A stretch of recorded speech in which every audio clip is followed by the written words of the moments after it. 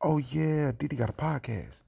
Yes, yes, yes, it's true. Erika Kirk and TPUSA are sending out another batch of cease and desist letters. If you remember, just 2 or 3 months ago, they sent out their first batch of cease and desist letters. Now they are once again doing it and encouraging people to ignore their First Amendment rights, in my opinion. And as I've said before, here's my theory. The pro Erika Kirk, the pro grieving widow, even though there's red flags, leave the grieving widow alone crowd, the Ben Shapiro's, the Matt Walsh's, even the Megyn Kelly's to an extent, those people of the world.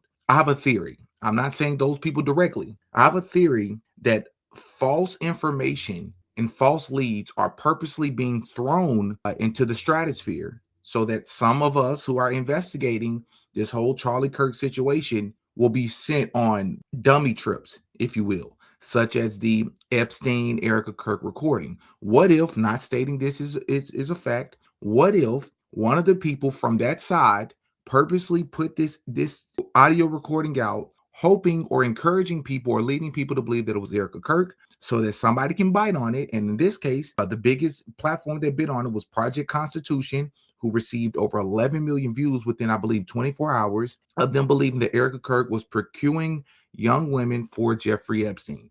Somebody picks it up, it goes viral. Now they can use that situation to delegitimize all the other credible information and leads that many of us have gathered over the past 5-6 months, right? So Colin from Project Constitution has received a cease and desist letter, and he's responded to him. But before we go over to read this cease and desist letter, because it's important that we read what Erika Kirk is stating in this letter, because she specifically addresses the "you unalived your husband" claims. She finally addresses this in the letter, which I believe this may be the first time she directly addresses it in a way. Before we go to that, I want you all to take a listen to Dan Bongino. Dan Bongino had some very choice words for Joe Kent, former director of the Counterterrorism Center. Obviously, he resigned. We covered this story a couple of times already. Well, Dan Bongino, the same guy who just retired or resigned after only 9 months in the FBI, didn't arrest anybody in the Epstein files, didn't arrest anybody from the deep state,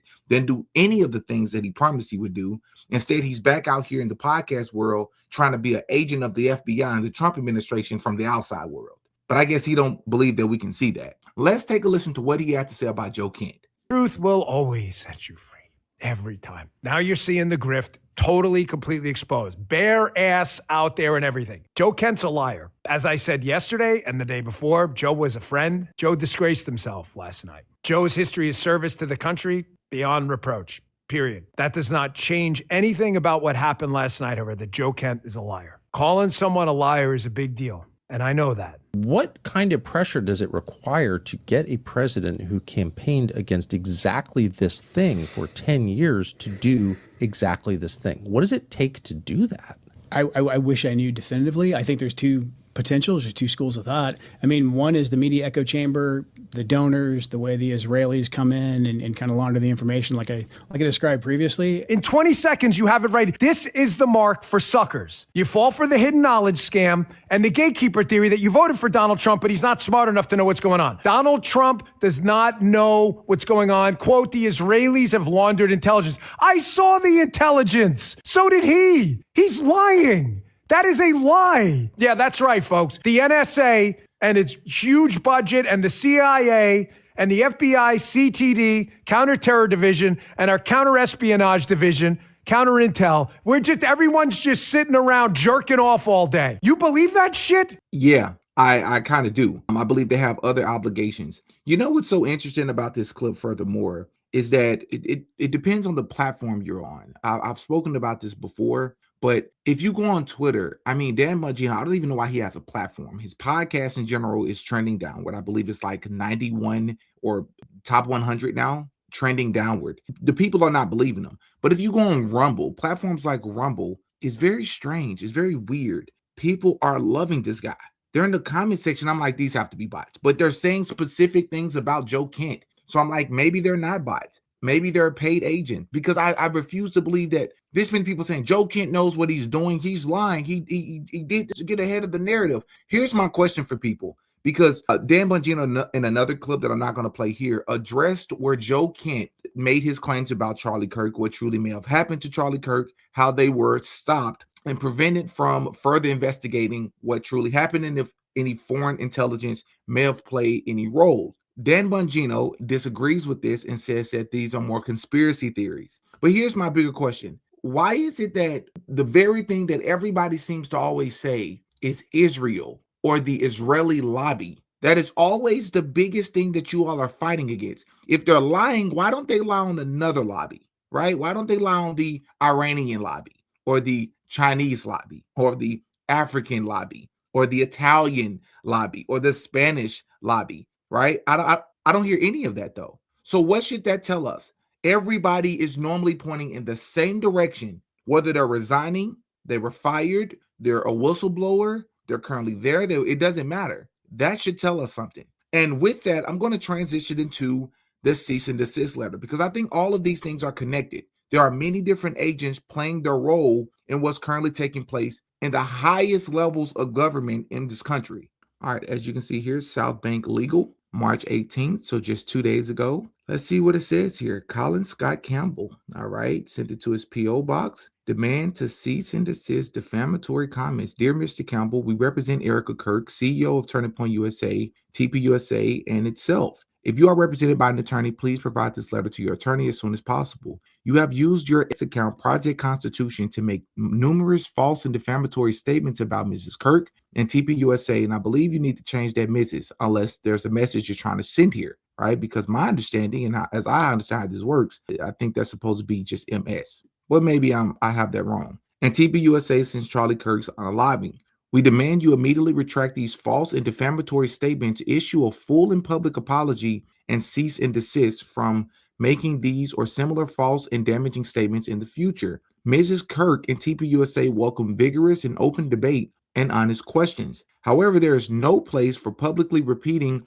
patently false statements that injure another person's reputation. Such statements are what the law categorizes as defamation. Under the law, defamation is a published false statement that impeaches a person's honesty, integrity, virtue, or reputation. In certain cases, a party who has been defamed may recover quote unquote substantial damages, even without proof of special damages. And even where a party must prove special damages, these can be significant.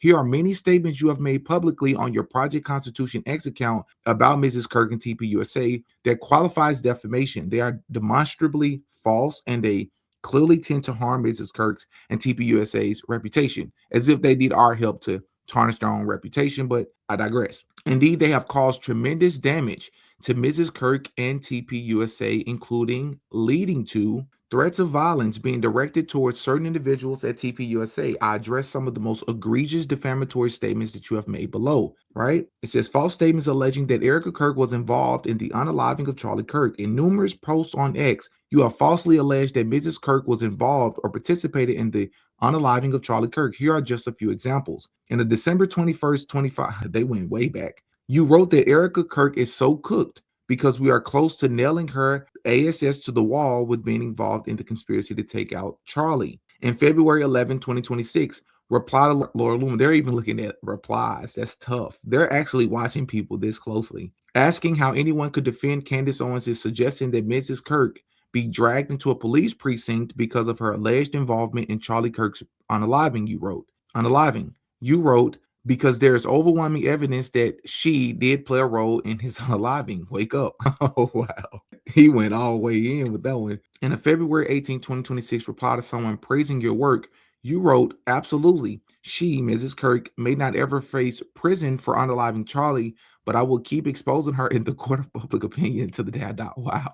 Wow. In a February 23rd, 2026 reply to Laura Loomer and Mrs. Kirk, you stated that Mrs. Kirk participated in her husband's unaliving and cover-up. On March 5th, 2026, in response to a post you made of a Baron Cohen podcast, you stated, I believe she participated in Charlie's unaliving. Now, all the rest, I understand. This last one, he's allowed to say what he believes. He can say that he believes that she played a role. Now, I will admit that unequivocally stating that she played a role is different, right? It will be difficult for celebrities or public figures to argue defamation. I don't know if you all know that, but that's a whole thing. It's hard for them to actually argue that case because they are a public figure, and there's so much information about that that's for general consumption. That's typically how they look at it. Is it fair? I mean, you all can debate that in the comment section, but I will state here that in fairness to them, unequivocally stating that she played a role, especially when you have a large following, is not honest. And I do agree that that's defamation without unbelievable, undeniable proof. Sure, do many of us have reason to believe that this could be possible? Sure. But to unequivocally state this, yeah, that's a different story. That's why I've always been careful with my language. I've never unequivocally stated that as an absolute. I just provide you all with the red flags and the things that I find to be weird.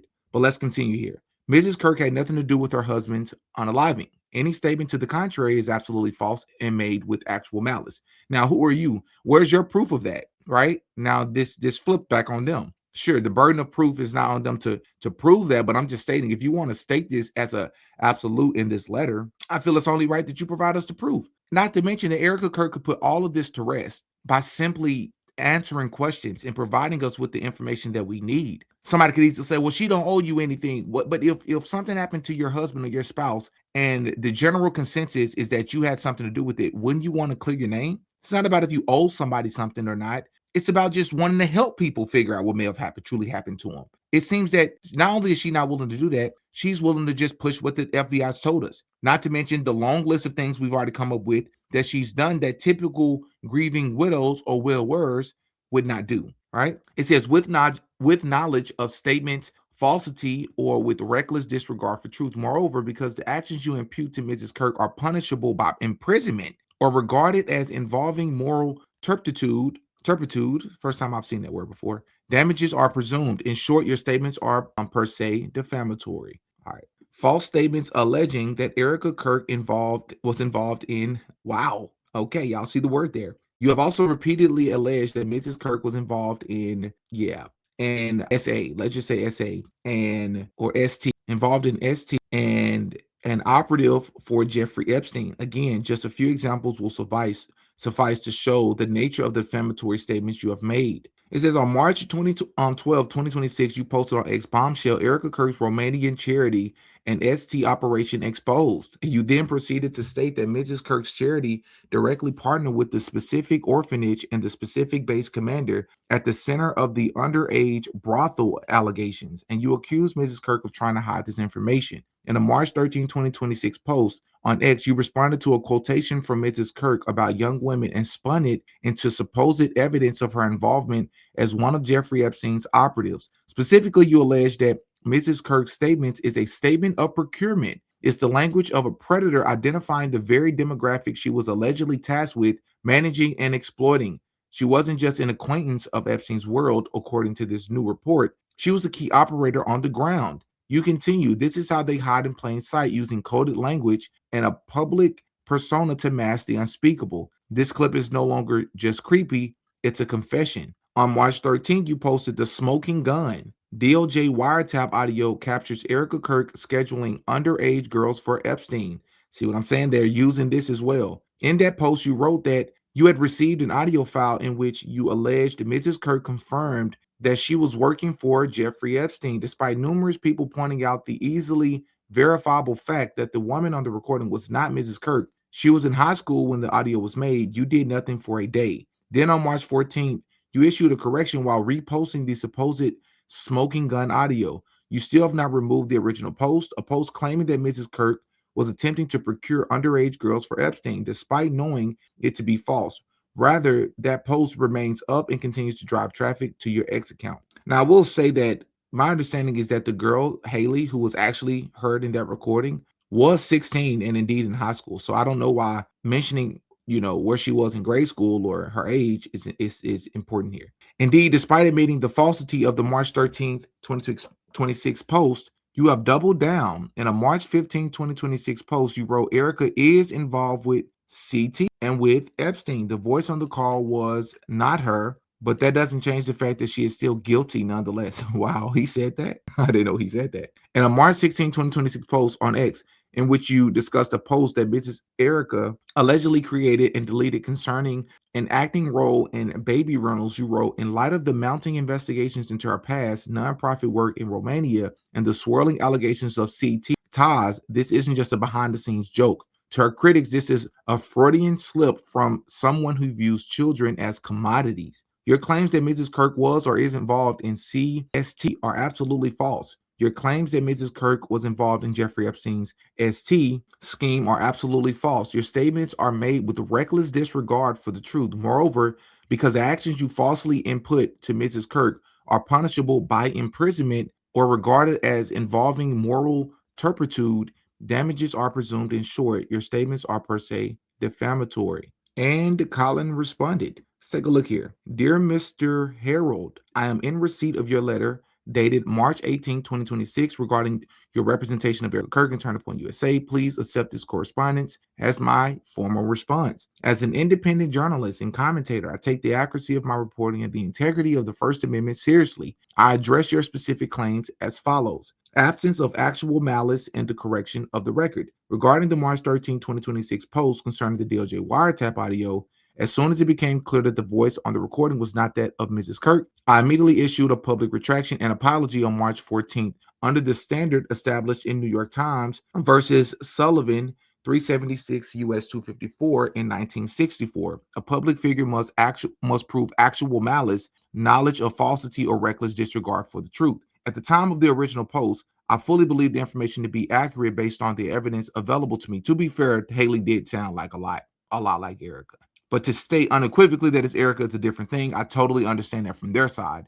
But from his perspective, I can understand why he would believe it's her. By promptly correcting the record once the error was identified, I have fulfilled my ethical and legal obligations as a journalist. There was no intent to defame, only to report on a matter of significant public interest. 2. Protected opinion and editorial theory. The remaining statements cited in your letter constitute my protected opinion, editorial theories, and fair comment on matters of immense public concern, specifically the circumstances surrounding the death of a major political figure and the leadership of a prominent national organization. That's true. She's the CEO now. And Charlie Kirk was a public figure, and by definition, she is too. Under the law, expressions of opinion that do not imply a false assertion of objective fact are not actionable as defamation. I stand behind these posts as a valid exercise of my First Amendment rights. Number 3, the preservation, obligation, and spoliation. Your letter explicitly demands that I preserve all evidence, including all electronic communications and social media posts, to prevent the spoliation of evidence. Therefore, I am legally and ethically unable to comply with your demand to delete the post in question. To do so would be to violate the very preservation instructions your firm has issued, potentially exposing me to sanctions for the destruction of evidence that you have deemed relevant to a potential dispute. Number 4, discovery and future communication. While I do not seek unnecessary litigation, I am prepared to defend my work in court should Mrs. Kirk and TPUSA choose to proceed. I would welcome the opportunity for the discovery process, which would allow for a transparent and thorough examination of the very questions my reporting has sought to answer.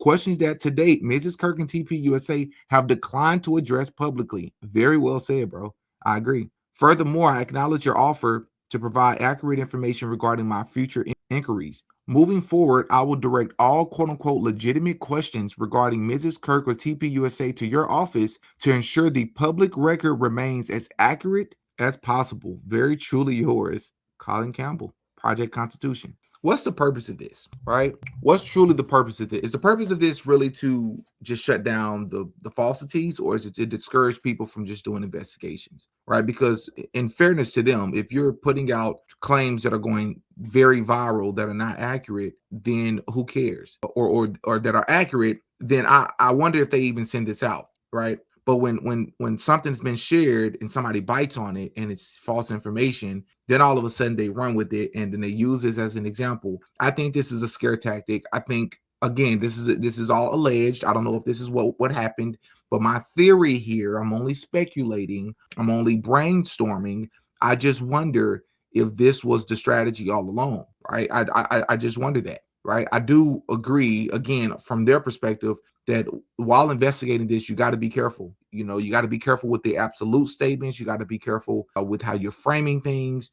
You got to be sure to tell people that I don't know if this is true or not. right? Because that's fair. And I'm also wondering who else was sent this. Who else was sent the cease and desist letter this time around? Because, I believe the first time around it was Candace and Zach from Wolves and Finance. If it was anybody else, y'all let me know in the comment section. But I'm keeping a close eye on this. As I said, how I've been approaching this, I've been super careful with how I'm even wording these things, but this is interesting. Yeah, but y'all in the comment section, man. Let me know what you think about this. Was there something I missed? Do you agree with Erika Kirk's attorney? Do they have a point here? Do they have a case? But here's the biggest question. Wouldn't all of this be a lot easier if they just simply asked the questions or answered the questions and engaged in a public investigation or even a private investigation with a lot of the people who are trying to figure out what truly happened here? Wouldn't all of this be easy to just clear up? But instead, they're refusing to do that. My question would be the obvious question. Why? Hop in the comment section. Let me know what you think, man. I'm Demetrius. I go by Didi. I'll catch you all in the next one. Peace.